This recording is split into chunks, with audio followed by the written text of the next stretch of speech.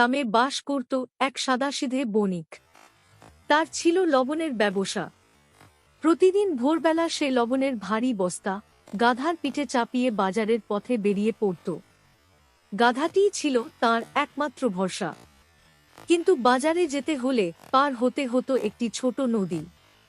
জল হাঁটু সমান হলেও নিচে পাথরগুলো ছিল পিচ্ছিল।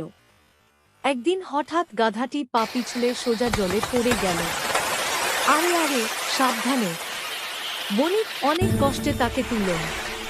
এদিকে জলে ভিজে লবণের অনেকটাই গলে গেছে। কিছুদূর যেতেই গাধার মনে হলো, আরে বোঝা তো অনেক হালকা লাগছে। গাধার চোখ চকচক করে উঠল। মনে মনে সে ভাবল, বা এ তো দারুণ ব্যাপার। পরের দিন বণিক আবারও লবণের বস্তা গাধার পিঠে চাপিয়ে রওনা দেয়। নদীতে নেমে গাধা এবার ইচ্ছে করে পড়ে যায়। বণিক তাকে টেনে তোলে। গাধা খেয়াল করে পিঠের বোঝা এবারও হালকা হয়ে গেছে। পরদিন নদীর ধারে পৌঁছে সে একটু তাকালো। তারপর জলে নেমে ইচ্ছে করে ধাপাস আবার জলে পড়ে গেল।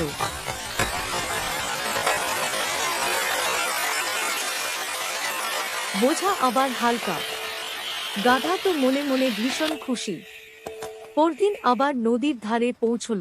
আবার গাধা জলে নামলো এবং আবারও পিছলে জলে পড়ে গেল। আবার বোঝা হালকা। গাধা নিজের বুদ্ধিতে নিজেই অবাক, ব্র্যাভো! কিন্তু বণিকের মনে এবার সন্দেহ জাগল, গাধা কি চালাকি করছে? আচ্ছা, এত বুদ্ধি, এবার আমিও দেখি। পরের দিন সকালে লবণের বদলে তিনি গাধার পিঠে চাপালেন তুলোর বস্তা।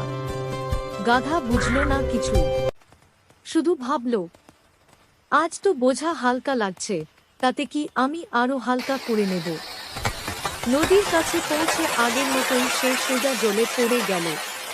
কিন্তু এবার কয়েক সেকেন্ডের মধ্যেই তুলো জল শুষে ভারী হয়ে উঠল। বোঝা হয়ে গেল আগের চেয়ে অনেক অনেক ভারী। ভারে গাধার পা কাঁপছে, শরীর কাঁপছে, ব্যথায় সে কেঁদে উঠল। সে বুঝতে পারল তার চালাকি ধরা পড়ে গেছে।